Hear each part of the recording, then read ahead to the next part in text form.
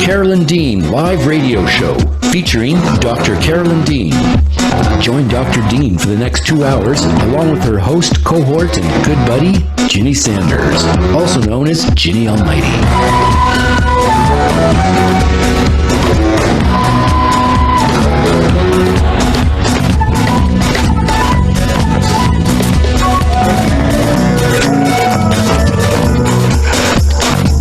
Join Dr. Dean as she shares with us her vast range of experience, knowledge, talent, and wisdom.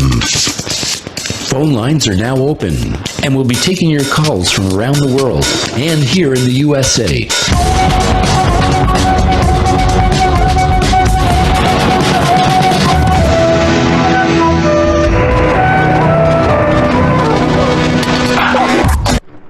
Welcome everyone to Dr. Carolyn Dean Live here on Dream Vision 7 Radio Network. We are so excited to be premiering our show tonight of many, many years, fresh and new.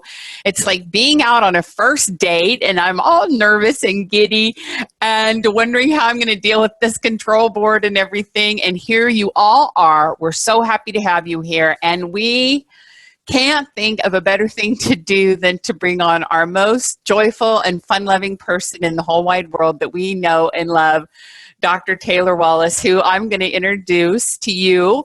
And for all of our new Dream Vision 7 listeners, welcome. We're so happy to be with you. And you have just the most glorious and wonderful privilege of meeting Dr. Carolyn Dean tonight. She is a complete and total leader in the health freedom movement, in the natural medicine world, in the allopathic regular medicine world. She is an author of the Magnesium Miracles. She's been doing this for 50 years. It's just a beautiful, beautiful woman, an incredible friend, such a compassionate leader, wanting everyone to know about the benefits of magnesium and what it will do for your body, as well as her other proprietary formulas, and that you are in charge of your health.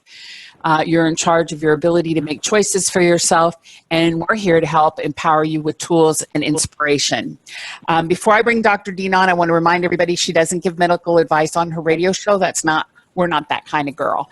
But what she will do is she will tell you what she would do if she were you and she were in your shoes, which she's been many times because she has run the gamut of health opportunities to learn and to create the opportunities that she shares with people now. Also, I want to let you know about our guest tonight, Dr. Taylor Wallace. And we had the great fortune of meeting Taylor a couple years ago. And he is the principal and CEO of the Think Healthy Group, and also an adjunct professor at the Department of Nutrition and Food Studies at George Mason University. He has been a guest on Dr. Oz many times. He's got his fingers in so many pots. He is at the pinnacle of the nutrition world, advising and counseling so many on how to make appropriate choices and what's actually in your food. What are you putting in your mouth? What benefit is it getting to you? What is it doing for your body? That's Taylor's business. That's his world. That's what he does. And of course, so we would go to him and ask him, hey, what's in our ReMag and what does it do when we put it in our body? And he came up with all kinds of great answers for us. Let me just also say that he is a senior fellow at the Center of Magnesium Research and Education. He's the editor-in-chief of the Journal of Dietary Supplements. He is the deputy editor-in-chief of the Journal of the American College of Nutrition. And he is the editor of 6 academic textbooks. And he has the best cookbook called Sizzling Science, which is a really fun way of marrying food and nutrition and education all together. So I say welcome to you, Carolyn, our very own precious Dr. Dean, and also this evening, welcome Taylor. Oh, Carolyn, we don't have the children, so welcome, everyone. Oh my gosh.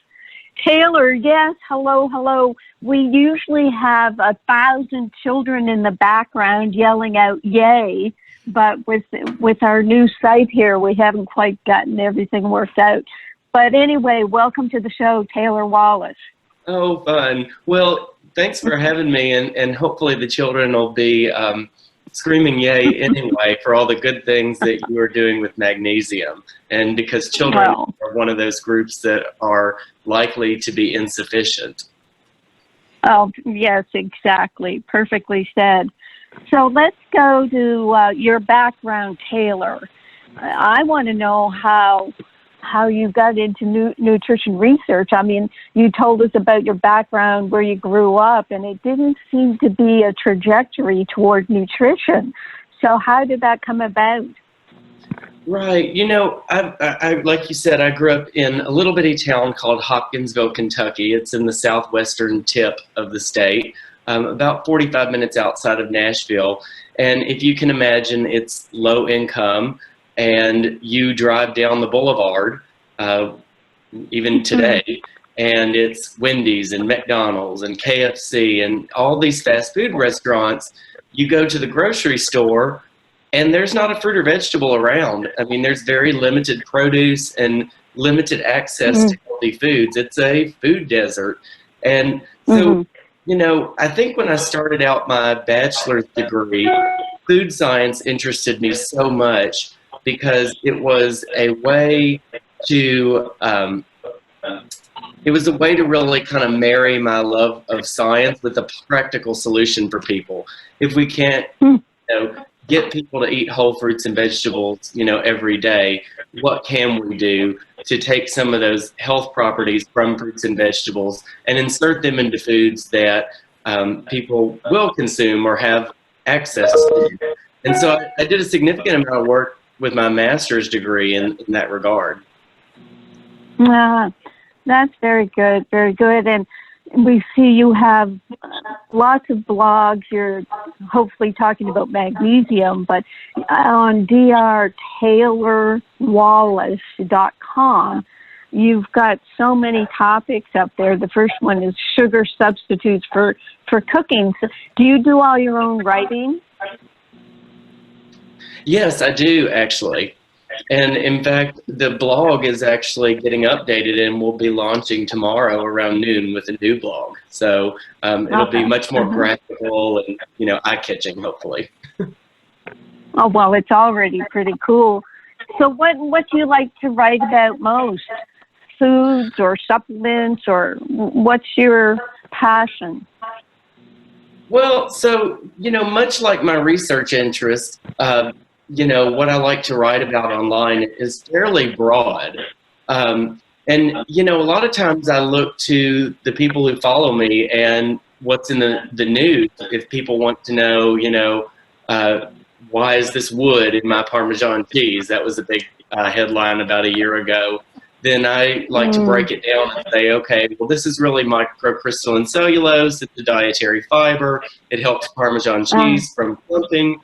And so I like to take, requests. A lot of times I get ideas from my friends. They'll say, what the heck is a fat-soluble vitamin? And I'll say, okay, apparently if, my fairly educated friends in D.C.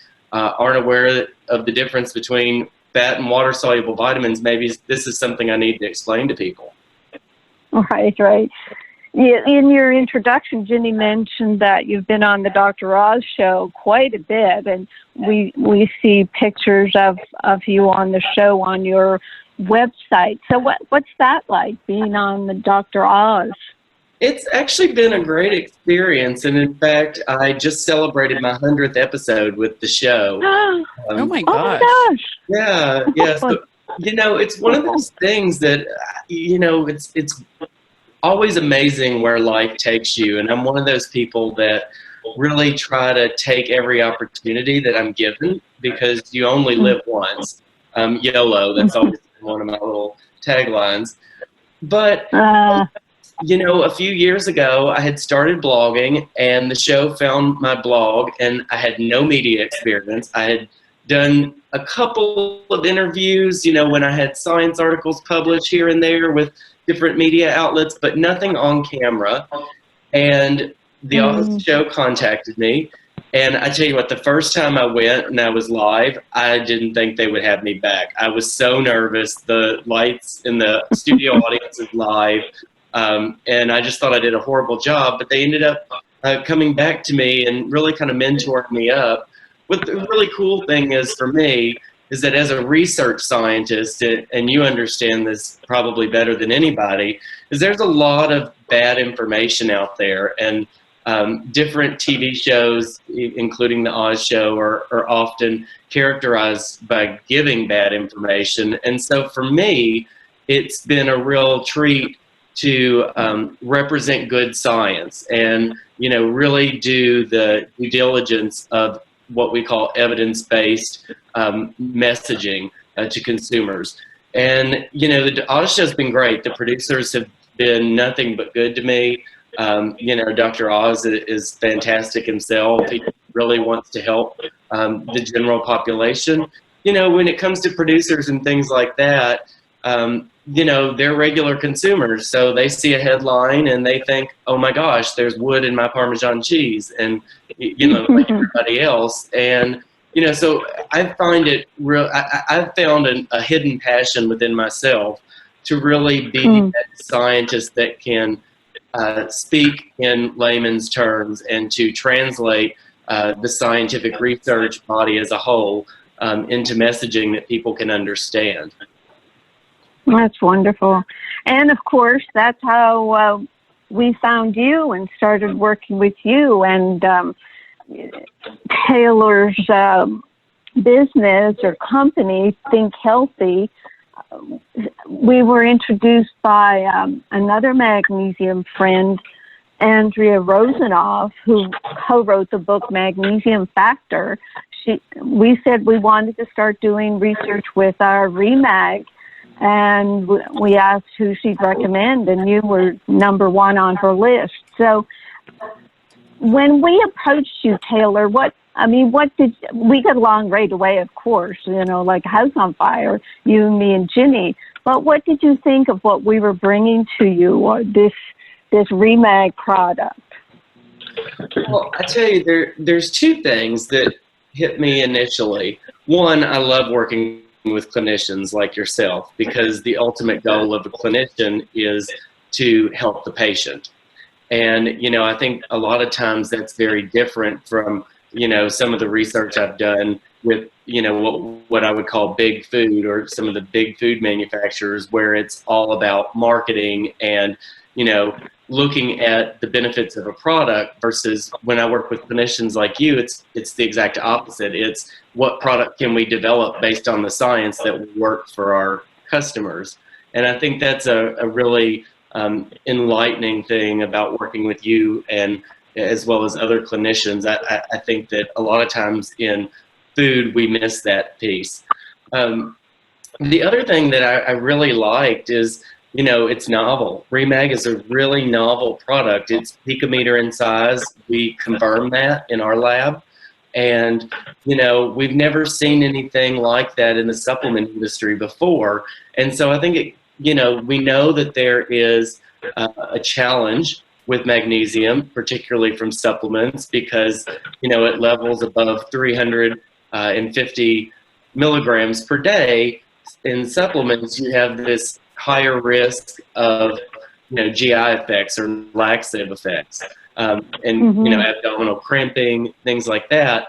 And this to me was very novel, because a large portion of, Americans at least don't have, optimal magnesium intake. We see, agriculture has really depleted magnesium from the soil. So even, when we look at, nutrient intakes, some of those values are quite old, and the soil in the U.S. has changed quite substantially. And so to me, this was a really novel, practical solution for people, and it was something scientifically stimulating because it is so new and novel, and I think our results mimic just that. Well, before we go there, tell us what you did to prove the picometer size of ReMag, because that's really quite fascinating. Yeah, so we basically worked with our physics department to use a technique where we take basically light waves and we pass light waves through a clear container that's full, that has the ReMag solution inside. And from how that light refracts off of those particles, we can then measure the particle size compared to a standard. And, you know, it's a really in-depth and really extensive and exhaustive scientific way to look at something, but it's the standard out there. It's the gold standard way of measuring particle size. And, you know, we confirmed the picometer size of ReMag, and you know, that was the one piece that I was a little bit timid about, you know, because I was, you know, wondering how in the world could this technology get there, and is this too good to be true? And it wasn't at all. Mm-hmm. Yeah, and then didn't you tell us that you kind of didn't really totally believe it, so you ran the test 3 times?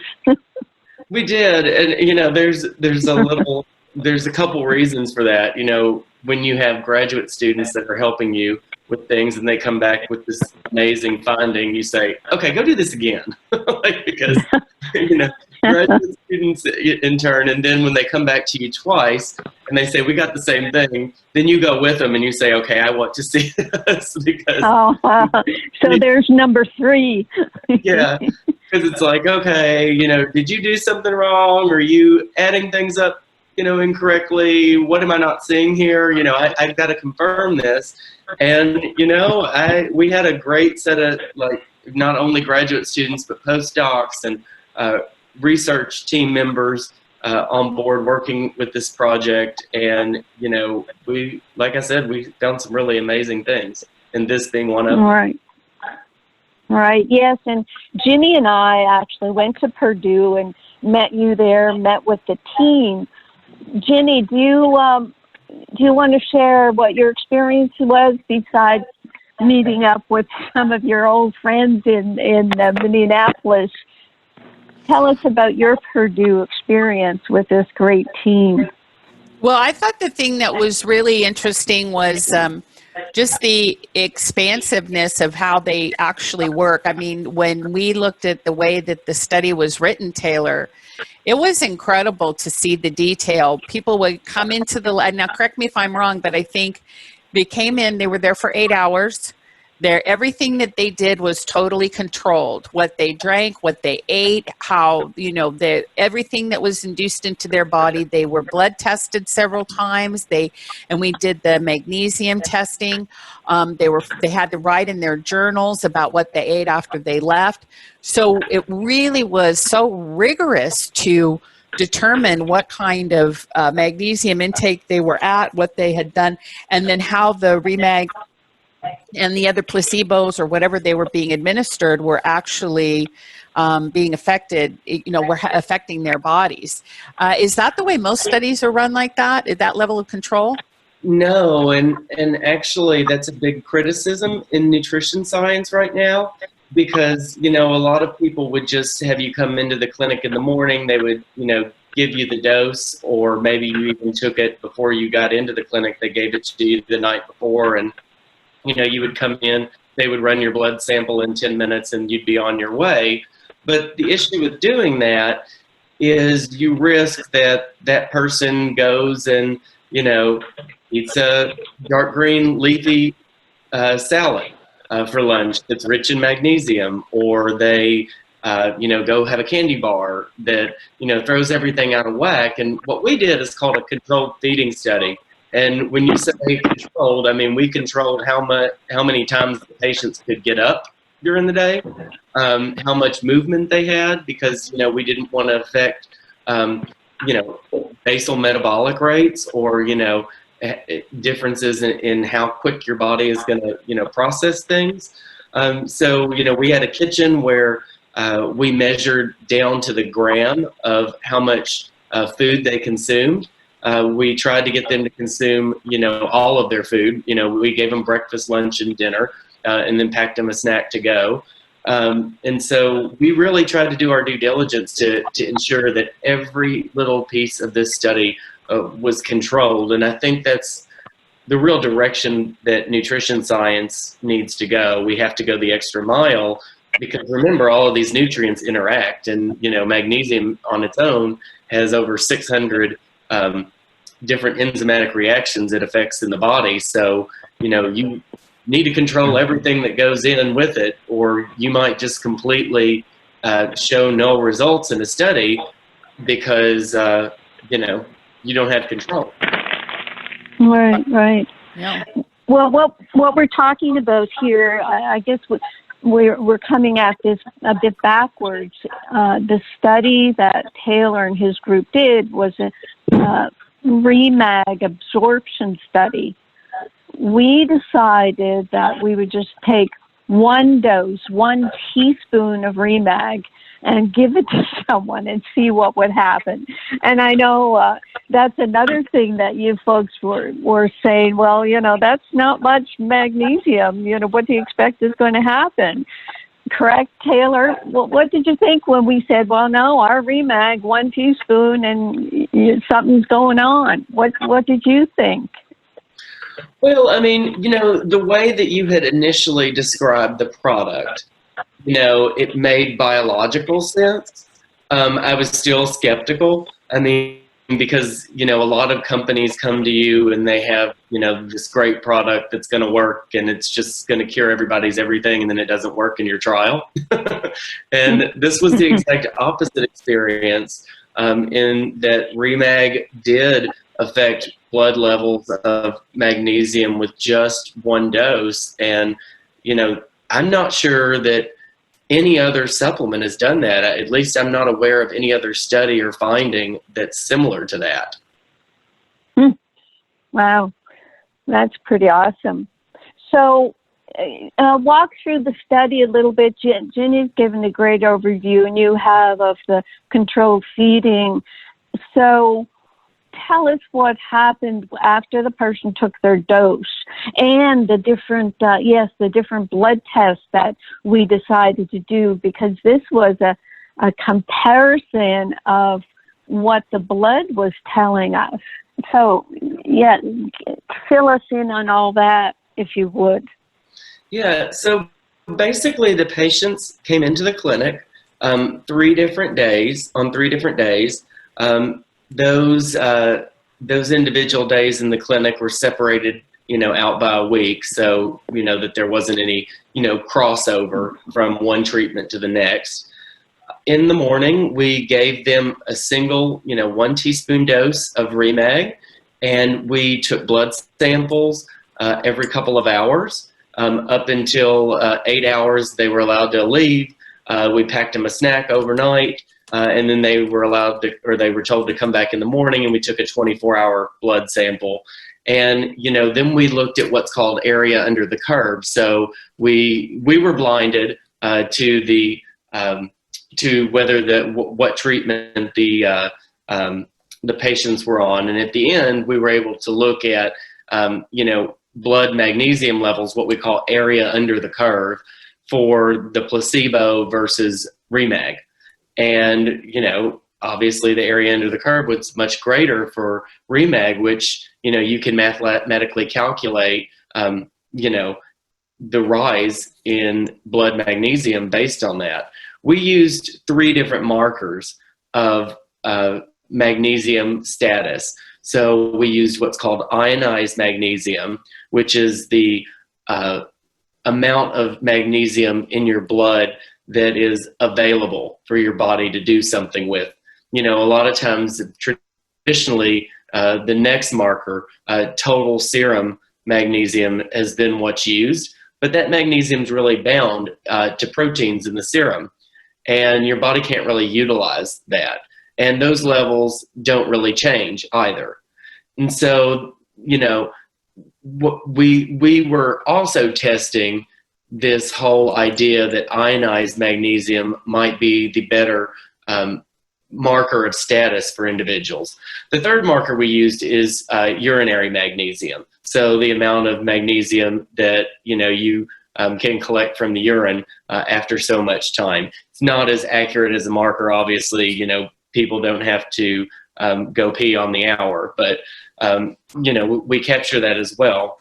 And so, going back to what you said, Carolyn, one of the reasons that, I have loved working with you all is that you all really, you don't just want to substantiate your product. This wasn't just about, making a product claim to you all. It was about advancing the science, because I think you all really want to see, the science behind magnesium advance. And that was another really, nice, lovely thing about working with you all is, I felt like continuously have advanced science in this area, not just for a single product claim, but just the scientific evidence as a whole. And I think that's reflected in the fact that we have very clearly shown ionized magnesium to be the better marker of status. And I actually was on a part of a group of scientists, back in, it was 2015, 2016, that was proposing to the federal government that serum magnesium be included in a lot of our assessments of the U.S. population, because there was no magnesium status marker at the time. And, now I've completely changed my scientific opinion that it should be whole blood ionized magnesium that's more reflective of status, just because of this ReMag study. And I think that's important moving forward with, our dietary guidelines, our federal government, things we do, need to be reflective of the most current science. And I think you all, through your research grant to us, really help to move science forward as well. Oh, that's awesome. Yes, that was a major part of what we were interested in, that and all the wonderful dinner parties, remember? Yeah. I mean, it does help personally that I love you all personally and love hanging out with you. Well, speaking of loving Carolyn Taylor, I just want to say this. You were also instrumental in inspiring us to go to the NIH in March of 2019 last year, to sit in on the 4 days of meetings that were being conducted from around the world at the NIH about magnesium research. And one of the things that just absolutely stunned me was that people walk out of those meetings and they don't know or they don't have the awareness of how to translate the research into public awareness.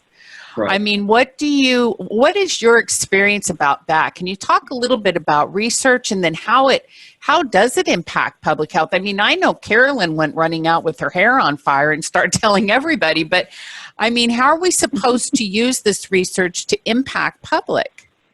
Well, one, I think that, this whole topic is a really missed opportunity by our federal government, and especially in the nutrition field. We've gotten to this point where we, excuse my language, damn industry over and over and over again. And so what you get at a lot of these, government meetings, these, NIH workshops, are a bunch of research scientists who never work with patients. I mean, I am a research scientist, never works with patients, never has to translate the research, never has to develop a product. And when you don't have industry in the room, or when you don't have clinicians in the room, you just have researchers, you get all these great research questions, but you never get that, okay, but this is what's practical for the patient, or this is what Americans need, or this is how we need to go translate this. And I think that industry in particular brings a very good knowledge. If anybody knows consumers, it's the industry, not research scientists.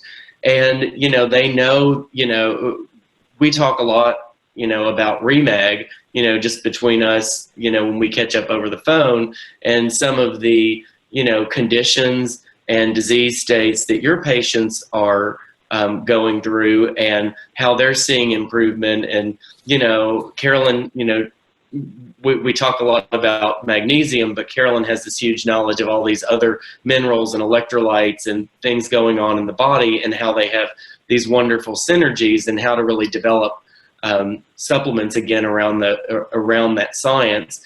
And I think that's one of the reasons it's really, really, really important to have industry's voice at those meetings, because I think when you bring in, 100, 200 research scientists that are all like-minded, you get very, like-minded ideas that don't necessarily translate into what the consumer needs or into consumer understanding. So I think these conferences are really important, and we have to do better at that. Very good. Very right. good. Jenny, it reminds me of our good friend Carol Baggerly of Grassroots Health. You probably know her, Taylor. And she's big on vitamin D research. And after one of her first big vitamin D meetings, she stood up as a layperson and said, "Where is your sense of urgency?" And it was all researchers. And afterwards, she said there was a whole line around her of people who said, yes, we'd love to get the information out there. And it ended up, we need grant money to translate what we're learning into clinical. And that's what that we wanted to do with your research is make sure people started to realize what is absorbed, how much is absorbed, how do you measure that absorption? And I think we got some good answers. You've already told us that with one dose, 1 teaspoon, 300 milligrams of ReMag, it showed up in the blood test. How soon did it show up, Taylor, in the blood? It shows up in the blood. Well, you can definitely tell the difference from about 2 hours after ingestion. You can definitely tell the difference. Significantly speaking, I'd say 4 to 6 hours, you start seeing really marked, significant differences in the bloodstream.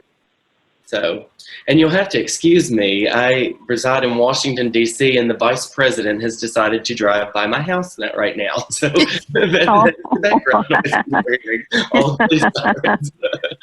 So the wonderful perks of living in Washington, D.C. in DuPont Circle.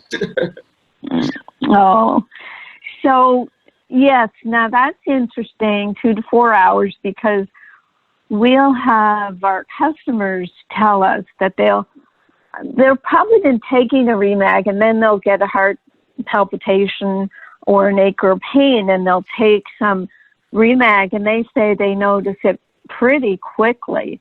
So, that was what we were part of what we were trying to look at. How quickly does it get into the bloodstream? But to measure it in the ionized sense, you're saying 2 to 4 hours. But the serum magnesium level, did that...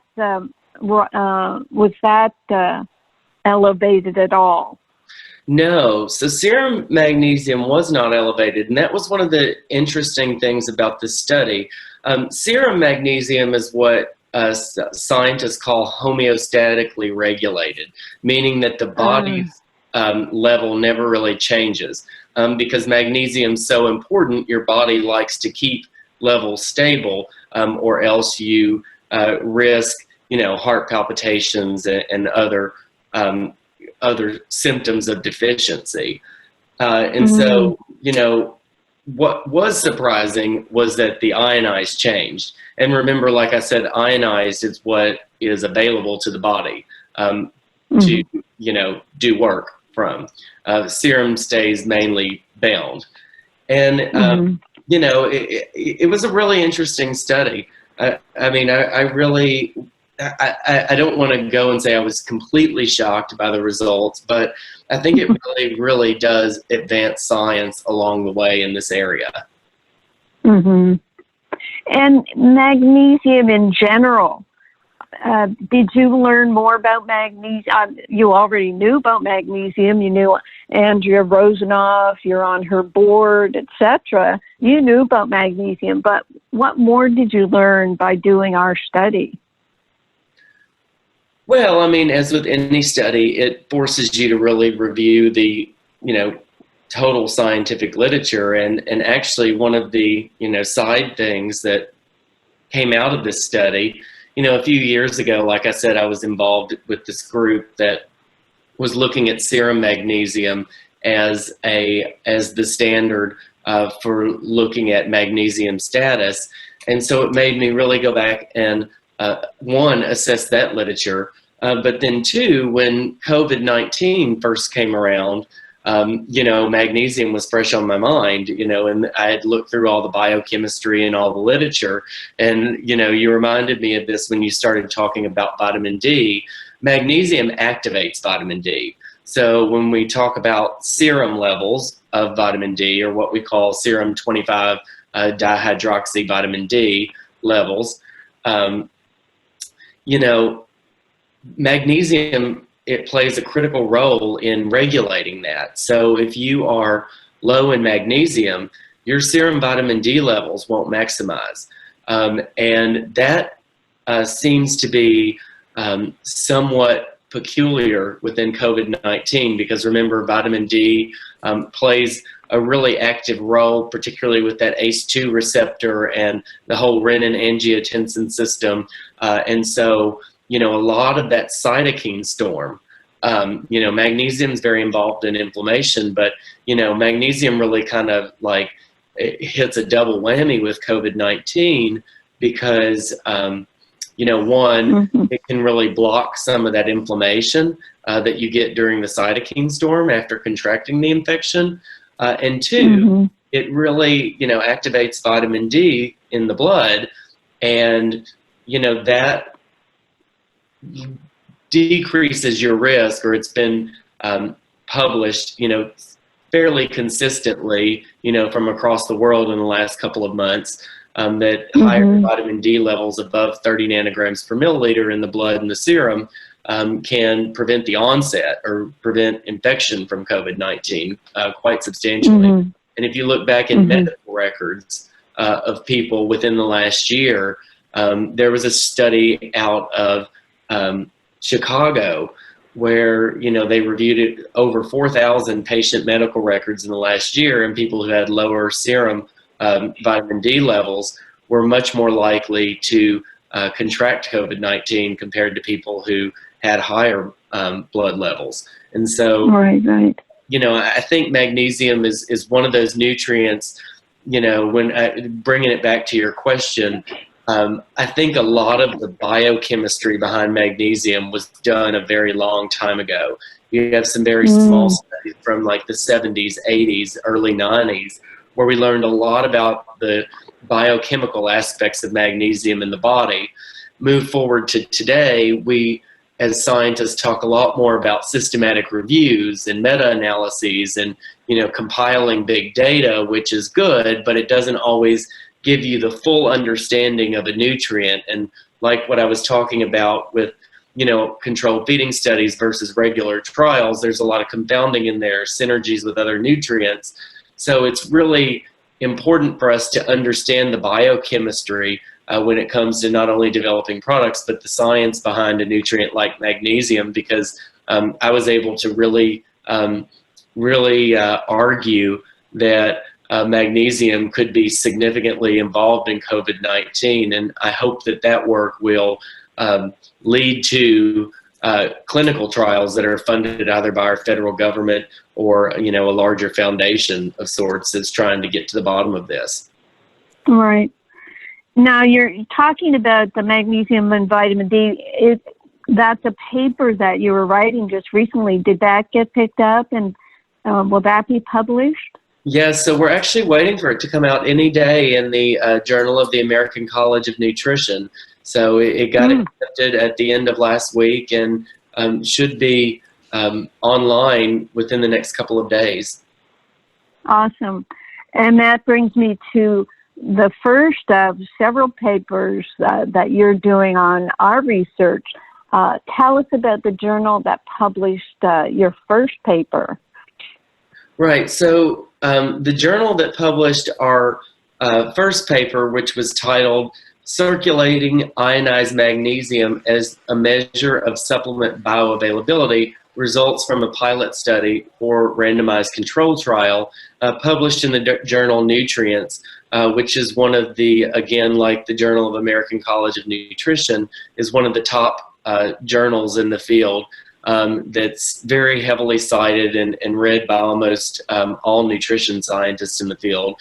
What was nice about Nutrients, the journal Nutrients, is that it has a really broad circulation. So you not only get the nutrition science community, but you also have a lot of people that are clinicians and, different types of registered dietitians, physician's assistants, nurse practitioners, other health professionals that often look to that journal.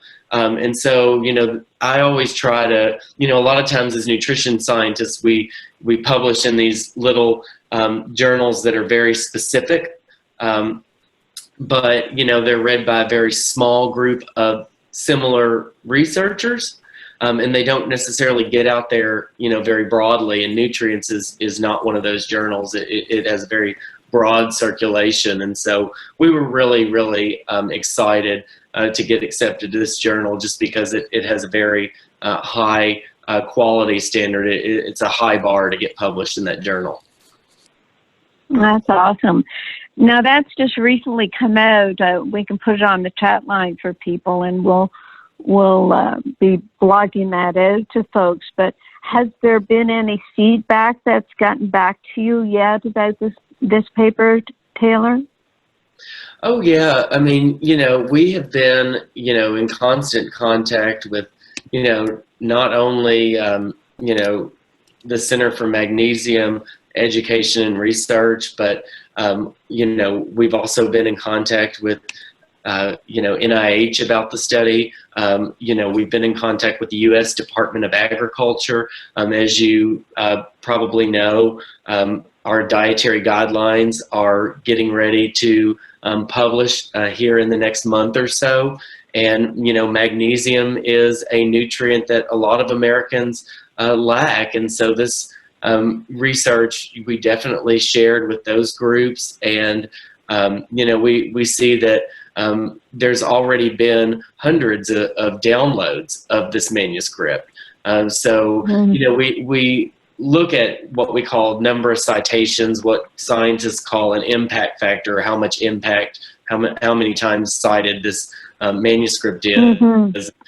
It takes about 2 years, right? Because people are writing their manuscripts and doing their other trials that they cite the research in. So it takes a good 2 years to know what your impact is. But we already have several hundred downloads of the manuscript itself. And, over 500 views of the manuscript online. So I'm pretty confident that's some pretty awesome metrics. So, people are catching on. They're seeing, and, like I said, the wonderful thing about you all really investing in advancing the science is now we've sparked the idea for other researchers to go and look at their data sets and, to keep the wheel moving on this. And so it's really about moving the field forward. Right. We're often asked by our customers and interested people, how can they get ionized magnesium testing? And it's not that available. But do you think there'll be a time when the corner laboratory is going to be able to offer IMAG testing? I think the time is coming. And, Carolyn, I wonder, because, when you go to the doctor's office, they always measure your, ionized calcium, ionized potassium, you get this back in the standard electrolyte panel, but magnesium's never included. It's one of the few, body electrolytes that's not included in that panel, and I've always wondered why. And, I think that with technology coming around, a lot of these new, machines that also will give an ionized magnesium reading becoming more and more available. I think it's just a matter of time before this is going to be standard. Well, that would be awesome. Okay, Ginny, I have plumbed the depths here with Taylor. There's a heck of a lot more we could talk about, but did you have some questions, or are we going to go to the phones to see if anyone has questions for Taylor? Where do you want to move? We are going to go to the phones, and so here's a fun thing, Taylor. We're just starting with our new radio station, and I can't figure out how somebody raises their hands to let me know they want to talk and ask a question, because I've got everybody on mute right now because of the background. So I'm going to have to let our producer, Bob, let me know how to do that. And on our other station, people could raise their hands and let us know that they had a question or comment. So I'll figure that out. But in the meantime, Taylor, let me ask you this. So talk a little bit about working with Dr. Oz. You've done 100 shows with him. What is the predominant driver, do you think? What are the things that he usually brings you on? What are the topics that you like to discuss? What do you think the public gathers there from that aspect of your work? Well, I'll tell you, the number one thing that I'm brought on for are food additives by far. You know, they have this big, long, scary name, xanthan gum, or, potassium sorbate, or, erythritol. And people get really scared of long scientific names. And, I've often, thought about, hey, should we be labeling, these ingredients by more common names that would be recognized? So if I were to say xanthan gum is a fiber, that would, not scare people so much. Because I think people see big, long scientific names and kind of that whole mentality around chemicals in my food. And there are some chemicals in our food that probably either shouldn't be there or be in lower levels. I can think of, nitrates in meat, that we've had to decrease quite substantially since the 1990s due to its, potential health effects. But, for the most part, the additives in our food are, there's a reasonable level of safety around them. I mean, many of them, over 900 of them have been reviewed by the FDA. The others are what's known as generally recognized as safe, where the company, in order to use them, has to put together a dossier, and that dossier has to be reviewed by a panel of qualified scientists that are not biased. And approved by them that in fact that it's safe. The data is obviously never perfect, but I think it's my thing is being able to take something that might be a DMAA or an ephedra from a dietary supplement, and let me explain why this is bad, but xanthan gum is not. And let me explain, why you don't need ephedra or, DMAA to lose weight, but why a low-calorie sweetener is not going to cause you to gain weight. And so, I like to be that voice of reason. I always try to go with the science. I get a lot of backlash from, different special interest groups, companies, other scientists. But I just try to, every time, people are, one of the things that I do that I think a lot of people on TV don't do is that I take the time to do my research. Like I pull all of the studies, I read all of the studies over and twice again, and I work those studies into my talking points.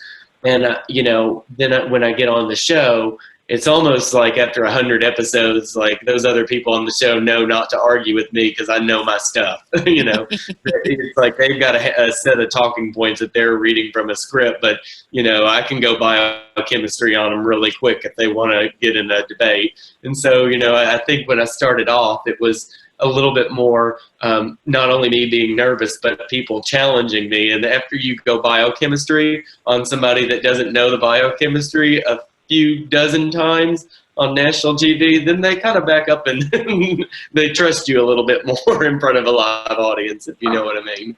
But it's been a great experience. Okay, very good, very good. Okay, now I think I've got okay. Yes, Ginny, we see someone, area code 731-209, has a question.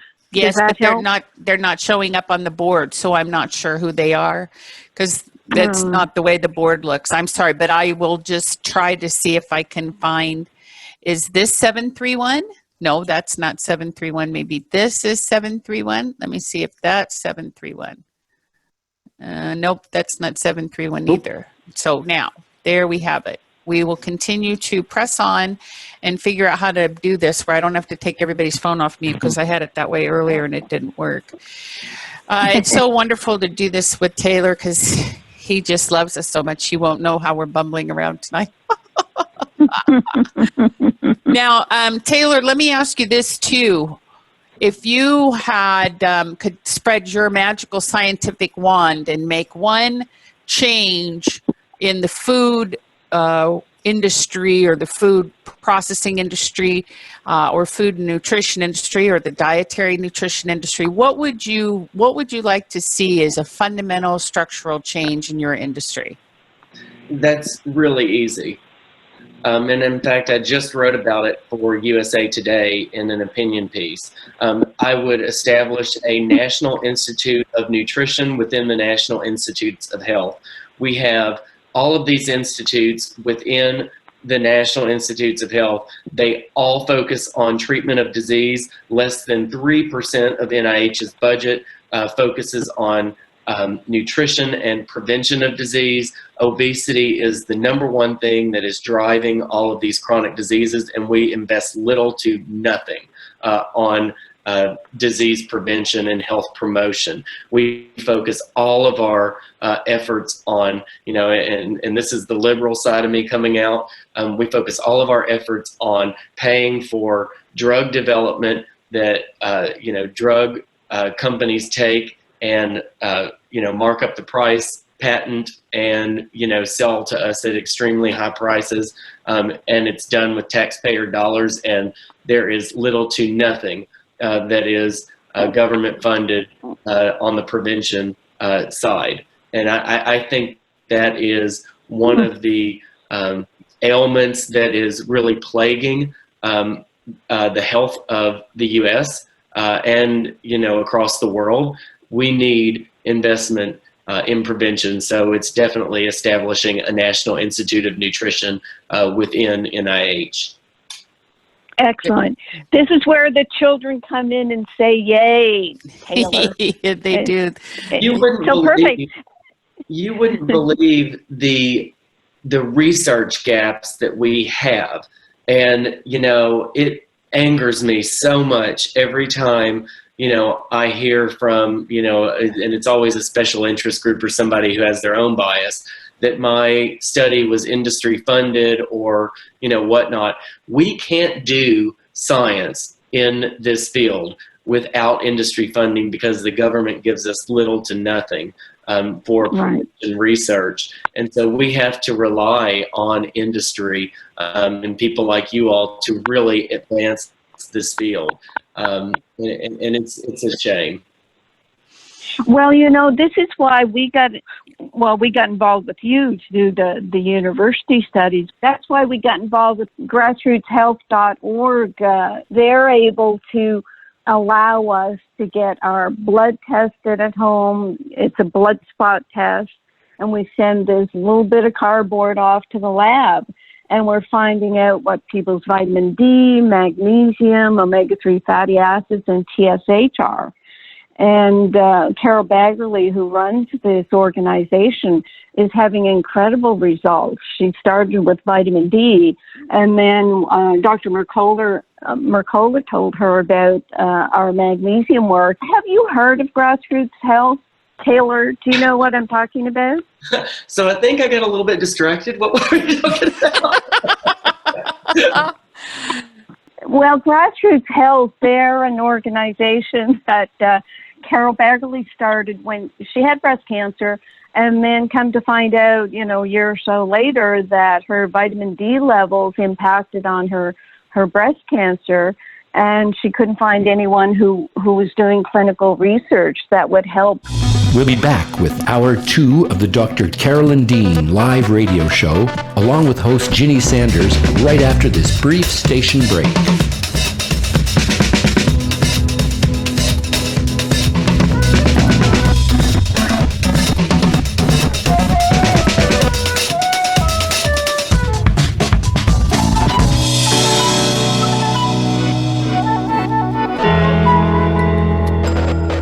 You can also get updates and resources online by visiting drcarolyndean.com.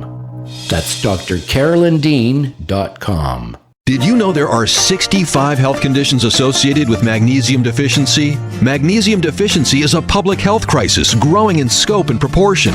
Dr. Carolyn Dean, author of The Magnesium Miracle, has identified over 65 health conditions associated with magnesium deficiency, 100 factors that lead to magnesium deficiency, and 24 reasons why magnesium deficiency occurs. Order The Magnesium Miracle today at Amazon.com and learn how to remedy this pervasive condition. Do you have questions about your health? Are you wondering about alternatives? Do you ever wish you could have 5 minutes with a doctor you can trust? Someone who is an internationally recognized authority in the field of natural medicine? Meet award-winning doctor, naturopath, and best-selling author of The Magnesium Miracle, Carolyn Dean, MD, ND. Hear a wealth of information designed to empower listeners and callers to discover how to improve health, vitality, and well-being through a variety of safe strategies and nutritional options. Dr. Carolyn Dean Live. Shows can be heard every Monday, 7 to 9 a.m. Eastern, with weekly live shows, 7 to 9 p.m. Eastern Time on syndicated Dream Vision 7 radio network.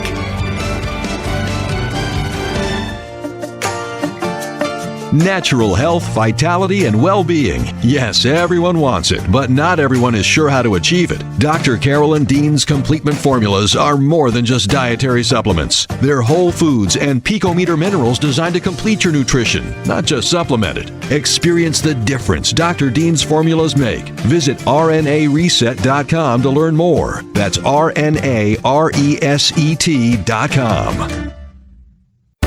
Omega Institute, offering workshops, retreats, and online learning dedicated to awakening the best in the human spirit.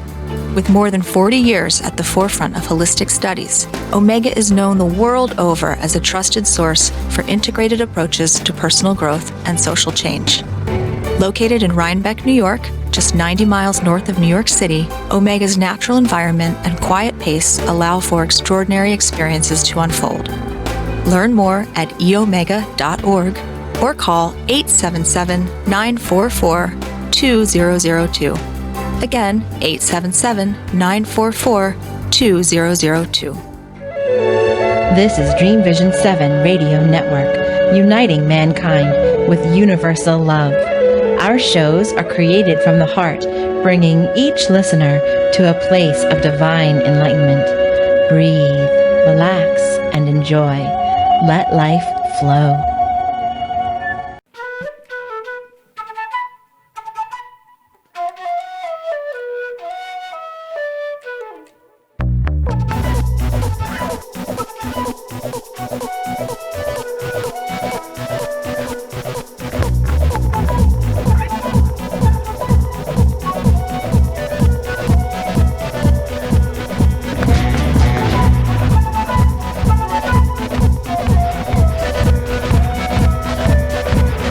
We return now to the Dr. Carolyn Dean live radio show, along with her host, cohort, and good buddy, Ginny Sanders.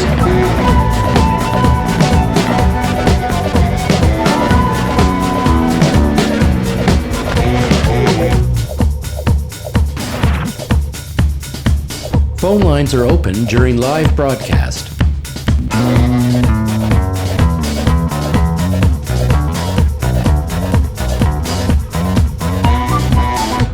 Okay, so we press on with hour 2. What else shall we chat about?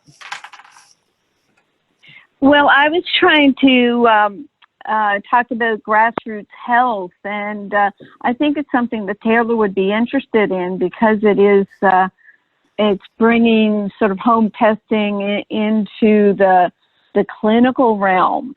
Because what they're finding out, Taylor, is for their, whatever, how many thousands of people that have a certain level of vitamin D in the blood, they're matched with the amount of vitamin D that they're taking. And everybody is so different. It's incredible. Someone can take 2,000 units a day and get a very high level, and their spouse or partner can be taking 10,000 and they're still low.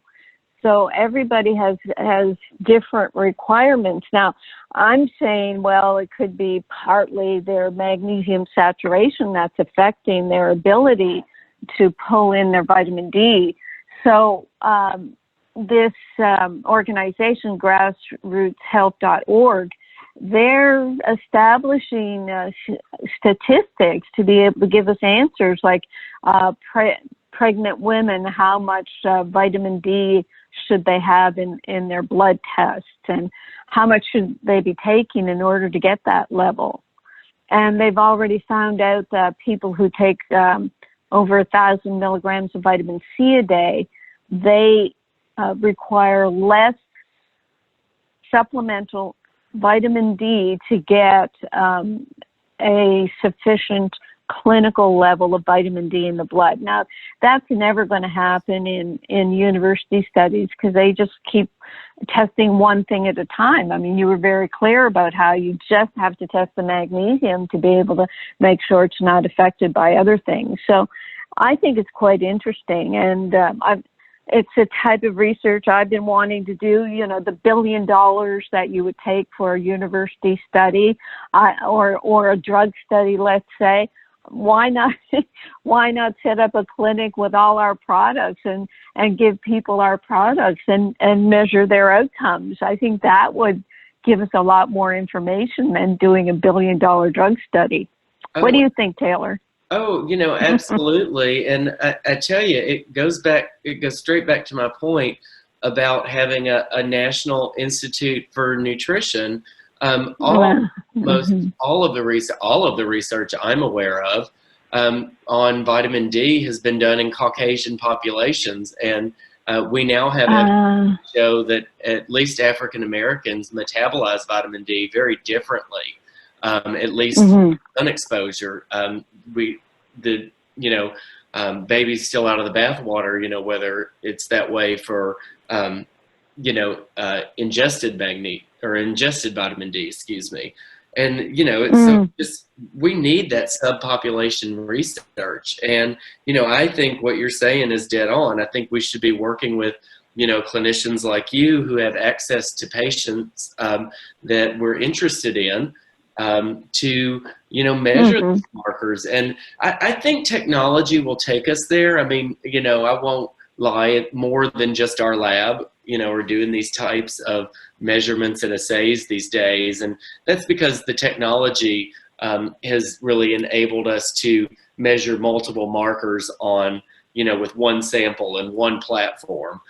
So it's kind of like, the ionized magnesium being measured in clinics is like a standard thing.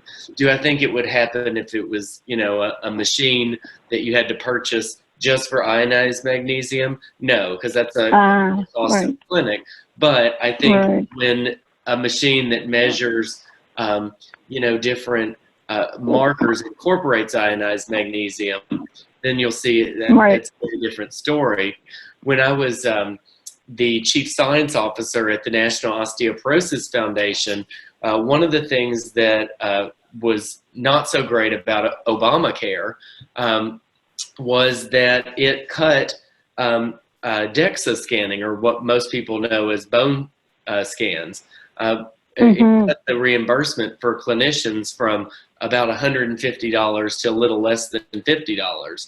And so it wasn't financially feasible to do bone scans, and therefore a lot of people didn't get diagnosed, and you saw an increase in, fractures because of the lack of diagnosis. Well, industry responded to that by including the technology where you can measure bone density when you go in and get your mammogram. That same, type of, and so it was, that same type of X-ray you were able to use that on machines that looked at mammograms. And so, that was a solution that I think we're going to start seeing become more and more universal, machines that can measure more than just one thing. And then, right. that's how we get around. Multitasking. Right. Multitasking, just like Ginny. So let's talk about the next part of our study. What's because it's like there are all these different arms of what you're doing with us. So what's the next study going involved? It got in the middle of the COVID, of course, so it's slowed down. But Right. Can you tell us about that? Well, yeah, like you said, we've taken a little bit of a pause because we're not allowed to do human subjects research, right now, nor would we want to, because COVID-19, there's an onset of such a difference in metabolic activity in people that are affected. It would probably, drastically affect the results of our study. That might be a good or a bad thing. We might find a new research gap, but currently we're not allowed to run studies at the university at this time because of the pandemic. But after the pandemic is over, hopefully, in the fall or at least by 2021, we'll be able to go back in. We're going to run a very similar study with ReMag. We looked at ReMag versus placebo. This time we're also going to have a couple other arms of the study where we'll be looking at ReMag, which is a picometer size magnesium chloride, and we're going to compare that to magnesium oxide and magnesium citrate, which are two more common forms of magnesium that are sold as dietary supplements. And the difference being that these would cause a laxative effect if you had more than 300, or the chance of a laxative effect would increase if you took more than 350 milligrams. So what we're really going to do is, the bioavailability, particularly of magnesium oxide, has been reported to be rather low. Citrate, on the other hand, is reported to be rather high. And so now that ReMag has shown an effect in just a single dose, we're going to compare it to other forms of magnesium, because if you're going to spend your money and take a supplement, you might as well get the best bang for your buck. And so we're going to test that theory just to see, what that is. Now, we're also separately, we're going to be doing what's called a reference range study, because when you look at, or when the doctor tells you, your vitamin D levels are not normal, or, something like that, that's based on, us collecting blood samples from hundreds of individuals and analyzing their vitamin D levels. We currently don't have that data for ionized magnesium. So it's important to do that study, because we need to know what the current population status is, so we can define if you're low or not. And so we're undertaking both of those new studies, and we're really excited about that opportunity that you've provided us. Right. Now that brings up a point, Taylor. When they measure the population that walks into the lab, in my world, 80% of them are already low. So they're coming in, 100 people get tested, they have these values, and they give a range, but they act like that's a normal population. That's what, freaks me out. And I keep saying, if you want to know how much magnesium to take and how your blood levels will reflect a good intake, I say it has to be in the high normal. Right. Why would you want to be low normal when the population is so depleted? Is any allowance made for that realization? So there's kind of two steps to the process with developing a reference range. So first, you go out to the general healthy population and you get a large sample of, people that we have, looked at clinically, and we say, okay, you're healthy, per all these, per this checklist. You don't have any disease, you're physically active, and so we take a wide range of age groups. Obviously, we have just as many men as we do women. And we take blood samples and we look at, in this case, ionized magnesium, and we get a range. And so traditionally, like with serum magnesium, and this is how far behind some of the magnesium research is, unlike vitamin D or some of these other nutrients, serum magnesium just has that. So the reference range is basically, they took the blood samples from these healthy people and they said, okay, if you're in the bottom 5%, then you're considered low. And if you're in the top 5%, you're considered high. And everything else is the normal range. Well, that's a good start, but that's not what we really want. If you look at people who are like pre-diabetic, or maybe they have heart palpitations or some kind of chronic ailment or condition that's occurring, then you can say a lot of times you can tell the difference. Maybe those individuals have lower ionized magnesium, and then you can say, okay, this is the result of being magnesium deficient. And so it's important to take that first step that we're taking, where you look at what a healthy person looks like and what the healthy population looks like. But then you also want to look at people who are diseased, and you want to see if there's a difference in those levels. And if there is, then you have a more solid goal for people to achieve. And we have that with calcium and vitamin D and potassium, some of the other electrolytes, but not magnesium to date. Right. Yeah, it's interesting because when I'm pretty saturated with magnesium and have no symptoms, and my blood levels are sky high, so that someone might say to me, "Well, you've got too much." And this we come across periodically with our customers. They say, "I'm too high. Maybe I should stop taking magnesium." Well, maybe too high is the new normal. So that's something else that... when your reference ranges and serum magnesium is like this, just because you're higher, well, higher than what? The rest of the healthy population? You're in that top 5%. Is that necessarily detrimental? No, but let's go the next step. Let's start looking at people with chronic conditions.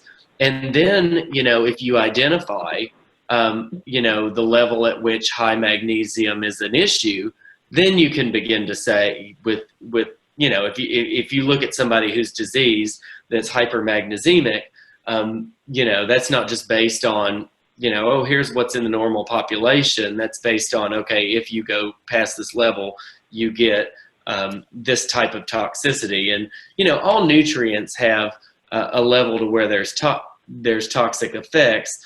A lot of times we haven't identified them yet. What we've identified as the toxic level of magnesium is the laxative effects, which, likely don't apply to ReMag. So right. It's about doing that science and, basing our recommendations around solid evidence versus trying to take a guess. Well, what I call the laxative effect with magnesium, it's a fail-safe. It's the only nutrient I know that if there's too much, the body dumps it. And therefore, you really rarely, I don't know if I've ever heard of anyone getting a toxic level of magnesium to cause heart palpitations, except when they're by mistake, by medical error, given too much intravenous magnesium in hospitals. Or I've heard of it with magnesium sulfate in eclampsia in patients who have some sort of reaction to the sulfate part of magnesium or to the preservative in the magnesium. So I call it a fail-safe. I don't know, you've read my book, but just to remind the listeners, I think that magnesium developed this fail-safe because in our ancestry living by the ocean, where ocean seaweeds and fish and all has 3 times the magnesium as it does calcium, because they're in seawater, there's 3 times magnesium compared to calcium. So that we selected certain mechanisms to hold on to our calcium, which is vitamin D from the sun, so that we could get enough calcium to balance off this extra magnesium. But now, where we're in a society that is supplementing calcium, fortifying with calcium, eating lots of dairy at the same time as not having magnesium in the soil, so it's not in our diet, we've gone the opposite way.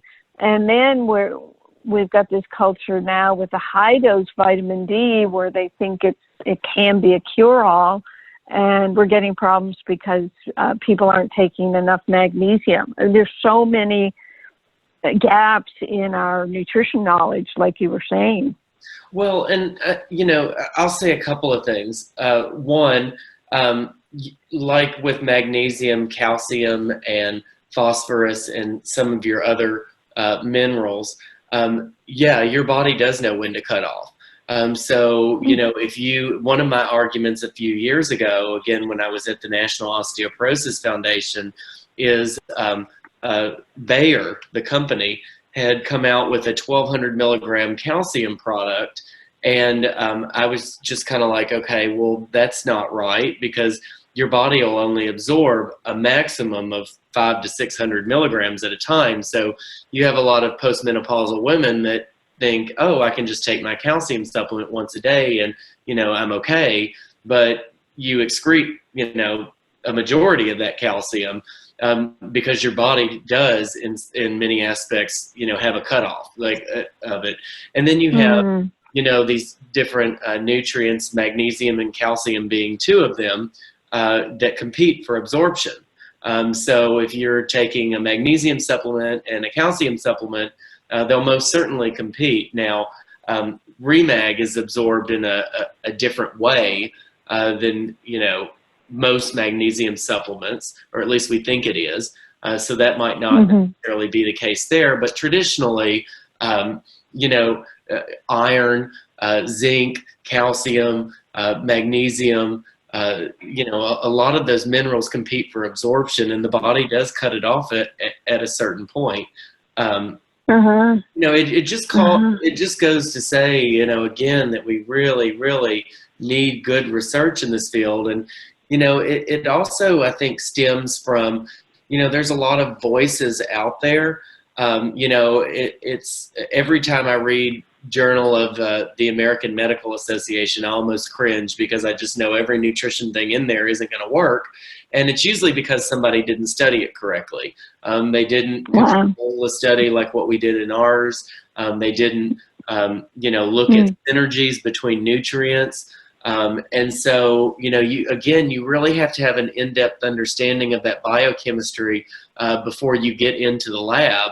Or else you have a high risk of, your study going completely null because you haven't controlled for the right things. Right. Well, with the calcium, what I started observing in the literature was all this 1,200 milligram supplement of calcium, and the more the better. It causes constipation. It deposits in soft tissues. It started to calcify people. It was depositing in arteries, and even in DCIS, the ductal carcinoma in situ. It was causing a lot of problems, and it probably still is. In your work with the Osteoporosis Foundation, I presume that's with Dr. Connie Weaver, who was also on our study. She's a famous calcium researcher.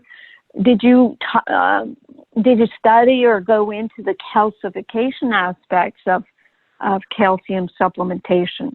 Well, yeah, and there's like with any mineral, there is a high portion, at least 10% or more of older adults who start developing impaired kidney function. due to one thing or another. And when that happens, the body doesn't handle minerals like calcium and phosphorus very well. Even magnesium sometimes isn't handled well by people with CKD, with really impaired renal function. And what happens, it starts building up in your soft tissues, which are, your arteries mainly, and that can, potentially lead to, vascular complications. Now, again, the issue, when people ask me, do calcium supplements cause, heart attacks or vascular calcification? My answer is usually no. Chronic kidney disease causes that. But also, remember these nutrients, like we just talked about, they all, interplay together. And so it's not necessarily about how much can I get. It's about having the right balance, because, that balance of calcium and magnesium is important. In regard to blood pressure, that balance between magnesium, sodium, and potassium is really important. And so all these things, our body's very interconnected. And, I think that's one of the reasons, you see in a lot of these medical journals, and we do a lot of systematic reviews, so I probably shouldn't knock them too hard, but it doesn't really fully elucidate the biochemistry behind things and how these nutrients interact with each other. And I think that's missing. And from a personalized nutrition approach, like you said earlier, everybody's levels are different. Everybody needs a different amount. We can take a good guess. And we try to make policy recommendations and communications that are simple for people to understand, but it's a very, very complex process in the body. Right. Yes, that's interesting about the kidneys. And I would say, yes, if you don't have enough magnesium and you have too much calcium, then the calcium going through your kidneys can actually calcify the kidneys. I mean, you get calcium kidney stones, and you need the magnesium to solubilize the calcium. And that's another thing that's ignored. I mean, you have such a tough battle, Taylor, in your work with nutrition, because doctors don't learn anything about nutrition. It's just not on the books. And, I really have to hand it to the American Society for Nutrition, because they have really been active in pushing intro to nutrition in medical school curricula. And I think that's super important, because, I've seen survey after survey after survey where we ask, where do doctors get their information about nutrition? And it's sadly the same place that consumers get their information about nutrition. It's TV, it's radio programs, it's infomercials, and the newspaper and things like that. And so there's a lot of conflicting and confusing information, because a new study comes out every day, but that doesn't mean that a new study is representative of the whole body of evidence, and that doesn't mean that new study, really puts all the pieces of biochemistry that we know together. We also know from these same surveys that consumers say their number one resource for nutrition information is their physician, their doctor. Oh my. Right. Yeah, let's find out how Ginny's doing and see if she has any questions for you. Ginny's doing wonderfully and enjoying the robust conversation, and I know this is important to so many people who listen to our show, everything that we've talked about tonight. So we're all doing, I'm doing great. Doing great. Oh, that's wonderful. That's wonderful. Now, I mentioned Dr. Connie Weaver and her work with calcium, but in the midst of our work and meeting Connie and, having our dinners together and all, she was saying that her funding for her calcium research suddenly dried up. Tell us about, where do you get your funding? I know you've already said you've come to depend on industry, which is folks like us, and the government isn't putting any money out. I mean, how is that going to be improved? Where can you get more funding? Well, so Connie actually for years, and Connie Weaver is just the most lovely person and has always been a dear friend and mentor of mine. She is also one of those very, very, very, very, very, very, very few people that have gotten an NIH grant to research nutrition. And she actually basically are reference intakes. What our government says, you know, when you look at the food label and you see how much calcium that you have. Connie defined those reference intakes for adolescents, for teenagers. And she did that through several years of a summer camp she hosted that was funded by NIH that was called Camp Calcium. And it was very similar actually to our study, except it was, you know, probably $6 million a year. She brought in, you know, a few dozen kids to summer camp, and she completely controlled their diet. She controlled like the amount of time they had outside, that they exercised, their activities, their everything. And from that, she was able to determine the calcium requirement for developing bone. And so when you look at, you know, all of the, you know, commercials for, you know, getting enough bone or getting enough calcium to make strong bones in kids and adolescents, Connie did all that work. I mean, she's definitely a pioneer in the field. I mean, I used to joke, I always used to tell the people at the National Osteoporosis Foundation, if Jesus Christ came down to earth and said one thing about calcium and Connie said the other, I would be like, I think I'm going to go with her. Like, I mean, because she's brilliant. Like, oh, that's very cool. Yes, she's a sweetheart. That's wonderful. And then one of the other researchers, Nana, while we were working with you all, she got, what was the grant she got or the award? Gosh, it slipped my mind. Yeah, so she actually got a Fulbright award. Fulbright, and, yeah. Fulbright was set up after World War II by Senator Fulbright to encourage collaboration among nations. And so the thought was, you have all these emerging nations, and you know, the goal is if you have exchange. So in this case, Dr. Gletsu Miller is in Ireland doing a sabbatical and studying. Most of the Fulbright grants actually allow international students to come into the U.S. to get an advanced degree. And then afterwards, the hope is that they will take their knowledge back to a developing country and really help grow that country's GDP. And, you know, it's an investment in their innovation and science development. And so it's a great program. I actually went to a graduate school with a couple Fulbright scholars from places like Ecuador and Peru. And, you know, I think it's really helped, you know, internationally, you know, for the development of, you know, countries that are middle to lower income. Oh, that's awesome. And there were students on the study as well. I know we met the technician. I don't think we met the other students, but where the paper came out, it ends up, there's about 6 or 8 people on our paper. It was quite fascinating how many people were involved. Is that usually the case? You said earlier something about, well, the student did a test and of our picometer size, and you decide to repeat it. So do students run a lot of the studies under guidance? Yes and no. It depends on what part of the study.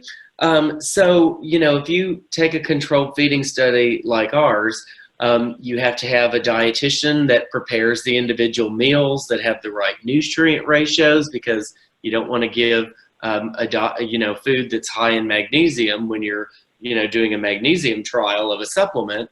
So you have to have the people that prepare the food, you have to have the phlebotomist that takes the blood, you have to have the people who are the technicians that calibrate the equipment every day to make sure that they're running correctly and that they're doing that the measurement is the same from day to day.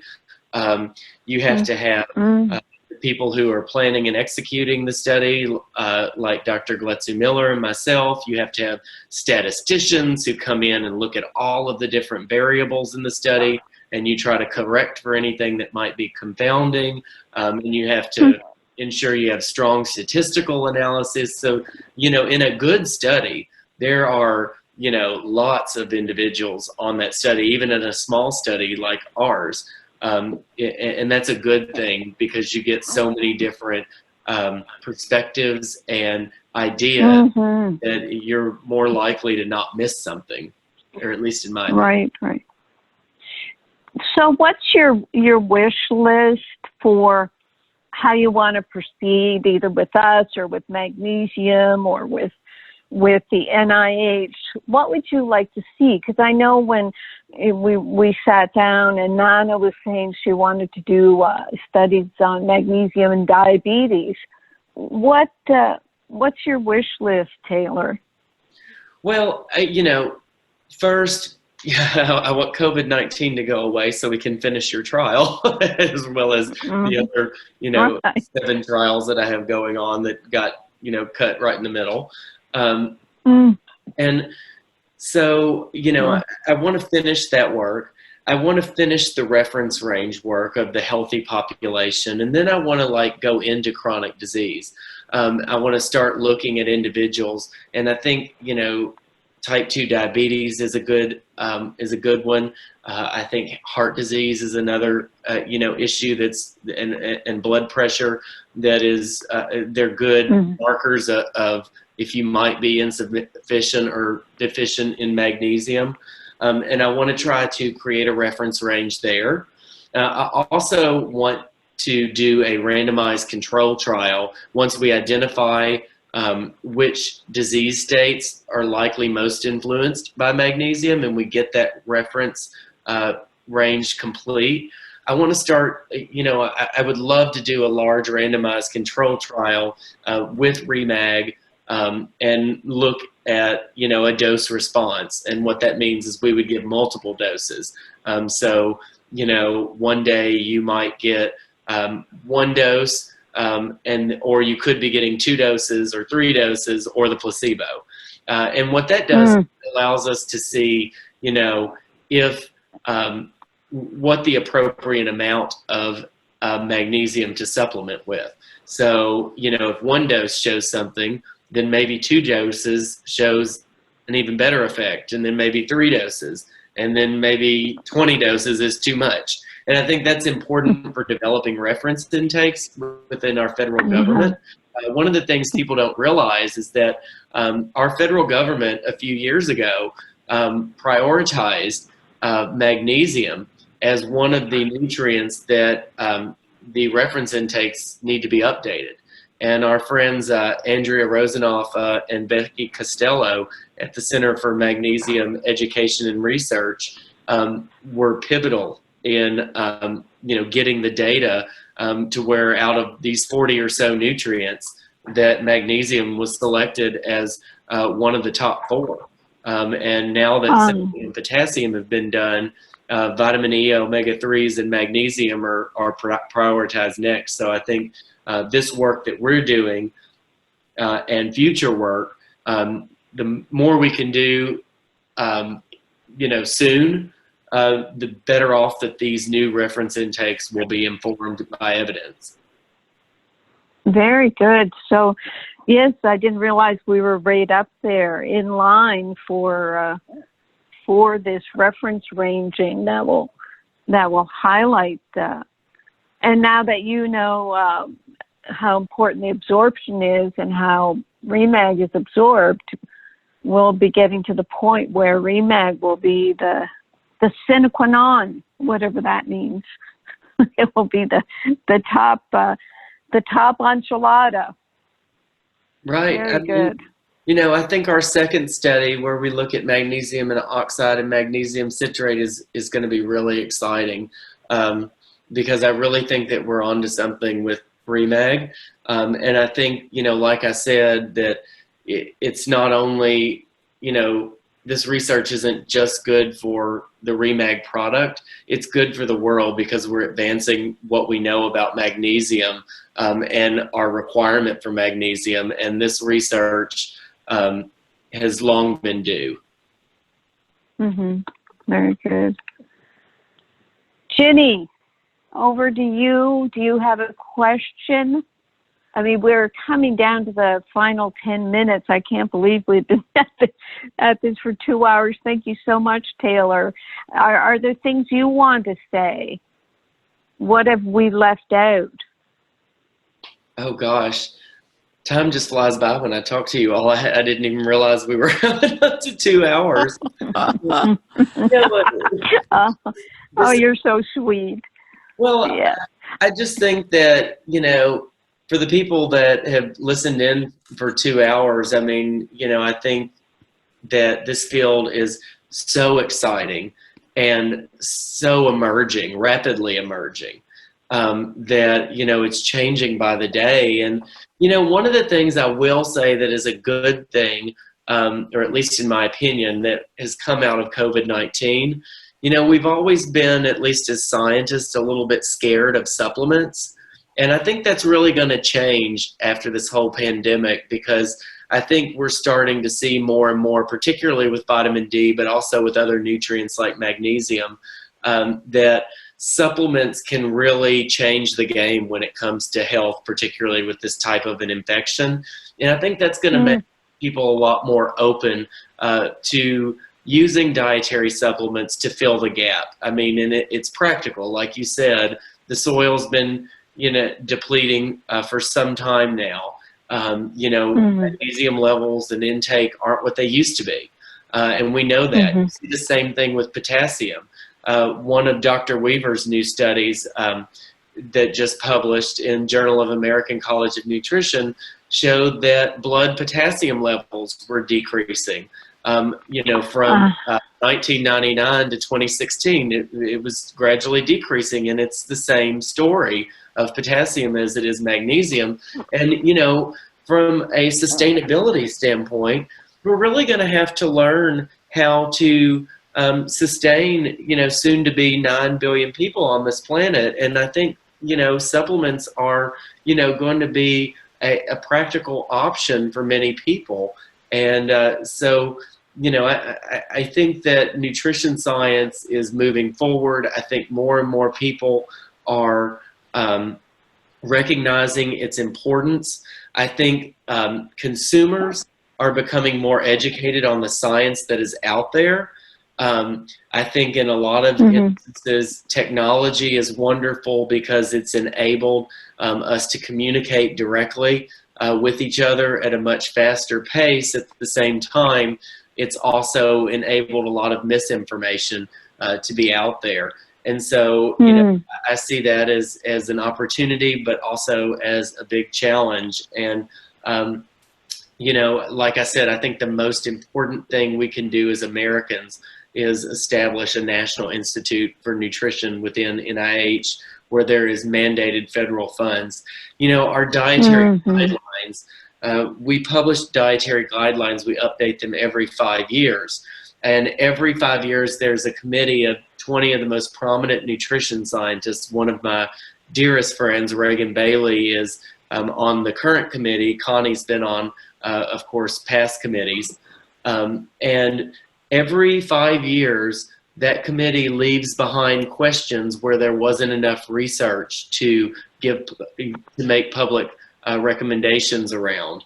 And those questions never get answered because there's no government funding for nutrition.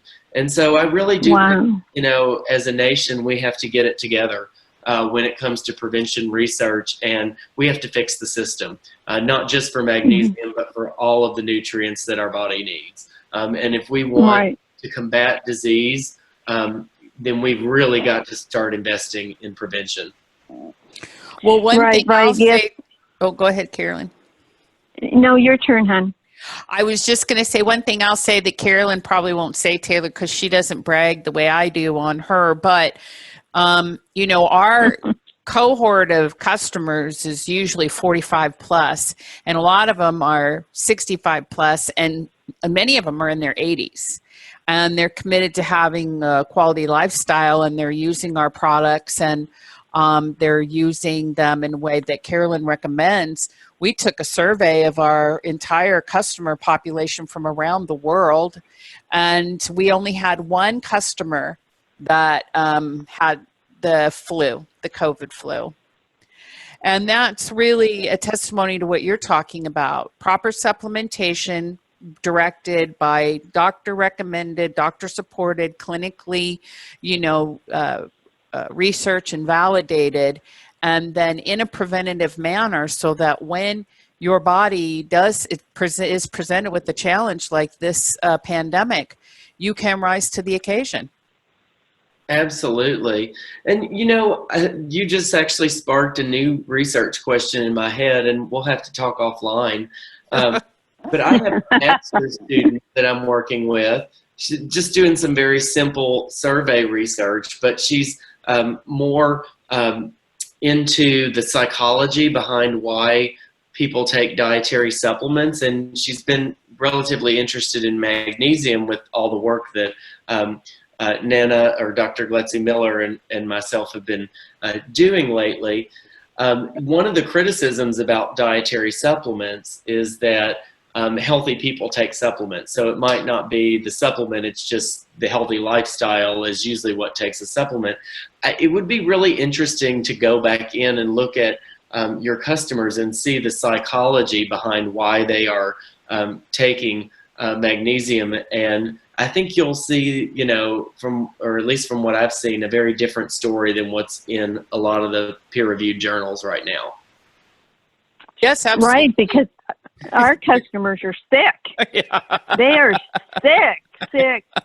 I'm sorry, customer listeners, but about total body meltdown, and seriously, most people come to us, Taylor, on a half a dozen medications, and they're looking for answers, and it sort of dances around the COVID business because they see that nobody has the answer for COVID.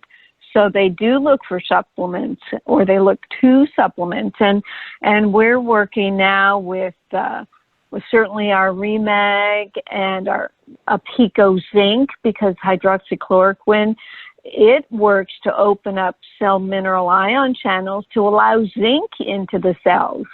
Zinc has a hard time getting into cells, but once it's in there, it starts beating up on the virus particles. And what our Pico Zinc does, as you know, with the absorption, it's at a size that will just slip right into the cells and go to work.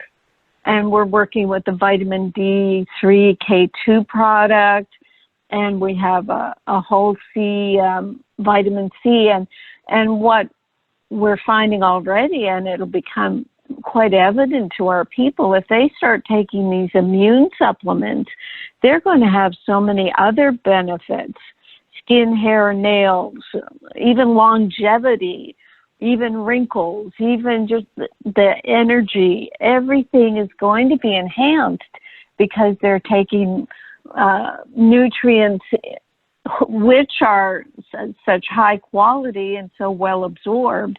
They don't need high doses. I've been through the decades of supplementation where if a certain amount of a vitamin or mineral didn't work, the doctor just kept giving more and more and more without realizing it had to be better absorbed, not just higher amounts. So yes, we're learning a lot from COVID, and we're learning a lot from our customers. And we will we'll talk to you about that potential research where we can survey our people to see what their experience is. Yeah. I'll let Ginny take over. Well, go ahead, because we just have a minute or two, Taylor, but you finish up. Oh, no, I was just going to say it would be really interesting to look at some of the COVID patients versus people who didn't contract COVID versus asymptomatic people, and really look at some of these nutrients because, like you said, they play with each other. They're synergistic. They don't act in isolation. They're partners in crime. And so I think it'd be really, I think COVID's going to open up everybody's eyes when it comes to nutrition. Very good. Yes, Very good. It should be a gift. It's a big enough price. It should be a gift for all of us, for sure. Absolutely. There should be a powering interpretation for all of this. Taylor, it's been such a blessing to have you. We're so grateful that you were with us in our flagship launch on Dream Vision 7. Sorry about the little technical glitch earlier, but it all redeemed itself. And once again, you're just such a delight, and we just love you. Oh, well, thank you so much for having me. And I just love you all as well. So I could sit on here for another hour and talk to you, but it's been great discussing this. And I'm so excited for the future of ReMag and Magnesium. Thank you, sweetheart. Perfect Thank word. Big hugs. Thank you. Big hugs. Okay, we're out in a second. Thank you, Ginny. Thank you, Bob. Thank you, listeners. And thank you, Taylor. Great show.